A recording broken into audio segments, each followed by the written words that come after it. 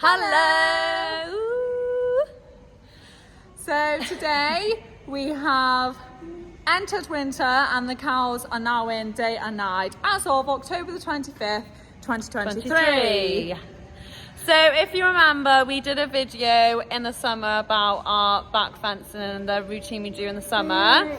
So we thought this time we'd show you what we do in the winter. So we're just going to go through basically the nighttime routine, which is the same as the morning, and just show you what we do ready for the cows to come back to when they finish milking. So the cows are behind us. As you can see, they're eager to come out. It's milking time, so we better get cracking, haven't we, Erin? Let's go, let's go, let's go! Let's go, let's go. Everybody get low, get low, get low, get low.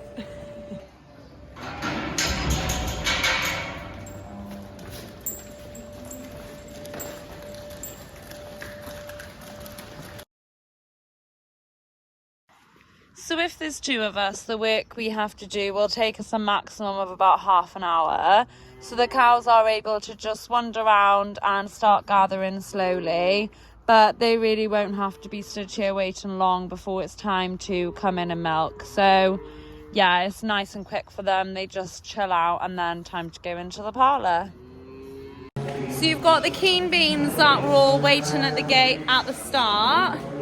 And then you've got these who are more interested in just munching away and leaving as slowly as they can. So we obviously have to sand these ones out. So that's the first thing we do, is get rid of all the cows.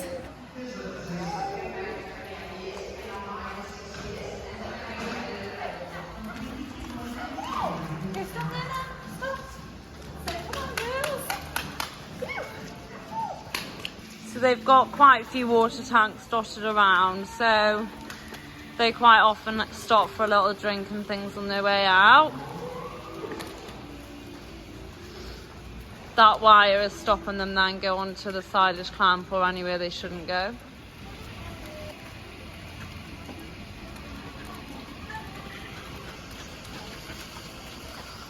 So we've now cleared the cows out. Yay! Are all the cows gone? Yay! So all the cows are now out. So the next job is to clean them, bed them and feed them. Let's go!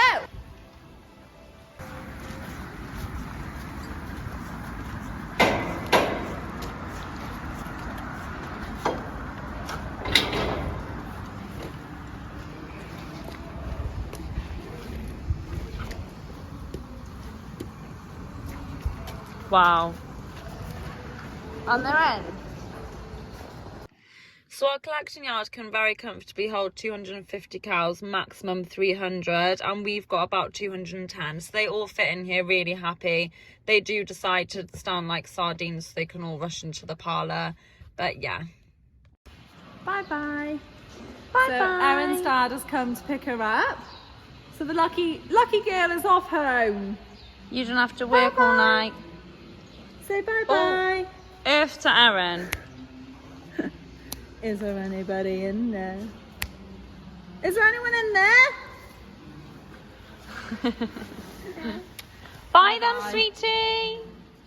Goodbye, my lover. Ready, steady, go!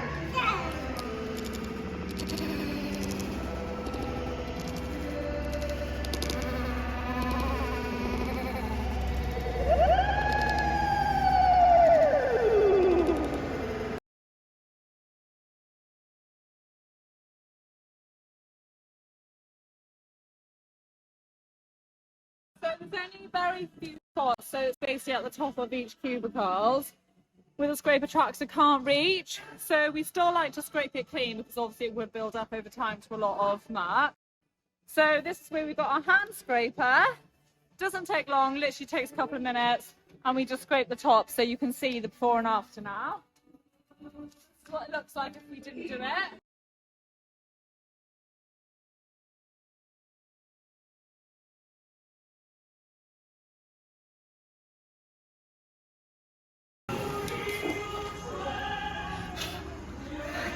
So like obviously then I'd have to do that again there and there. No but problem. It's one way to warm you up in the winter. Yeah, boy. Yes, Erin is currently still here, but let's just pretend she isn't for the purpose of her goodbye. So we get all this ready before we start. We just put all the sawdust into a bucket. We do it nice and slowly so no dust arises when we've got little people helping. There we go. Keep those hands nice and clean. That's it. You don't want to have too much sawdust on your hand. Good girl, keep your glove on. What do you think, Erin? Is that nearly full? A little bit more? Good girl. Yay! High five! So next on our list of things to do is to sort out the bed. So as you can see, our cubicles are mattresses, so it's like a padded bed. So that's quite comfortable in itself. So all we do is basically make them clean. So use the same scraper as we used to scrape the top, and literally just scrape them up like that. So any poo that is on there from the day, basically, we just get rid of, like so.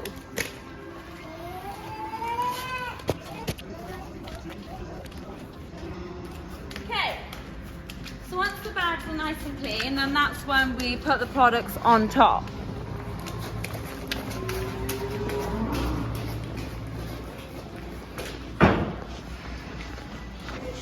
So first we use lime, which is just like a little powder.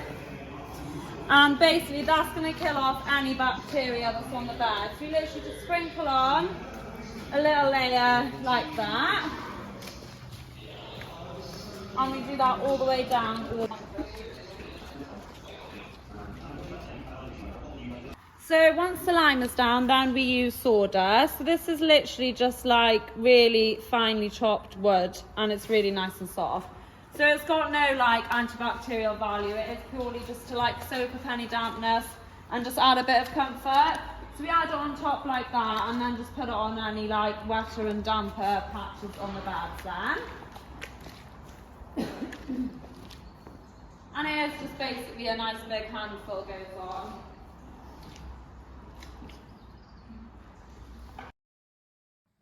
So the cleanliness of the beds is something that is extremely important, because obviously that's where the cow is lying down and that's where her udder is. So if it is dirty or if it's not in the right condition, that's where they can pick up infections and problems like mastitis. So it is really important that we do this twice a day, every single day, so they're coming back to a nice clean environment.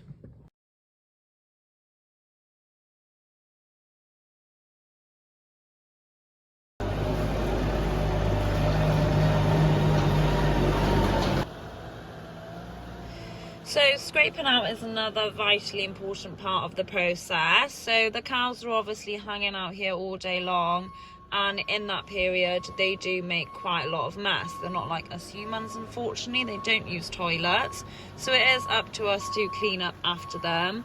And again, this is really important just to keep the environment they're in really nice and clean and hygienic, again to help their udder health, but also to help their hoof health and everything else that comes along with it.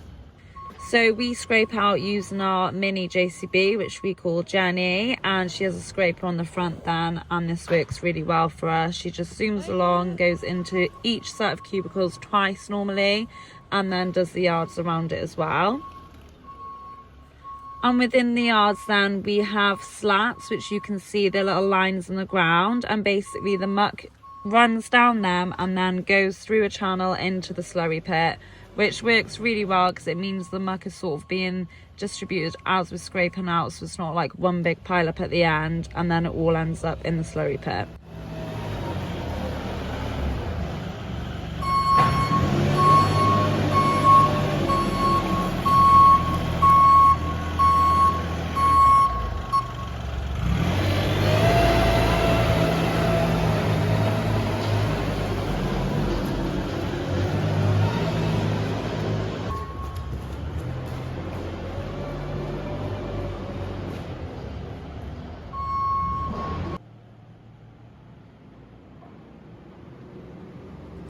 So during the morning feeding up, we tend to fill the feeders completely full, and then that obviously lasts them all day, and come night time they always have quite a bit of silage left over. However, to get them through the night, they do have to have a bit of a top up.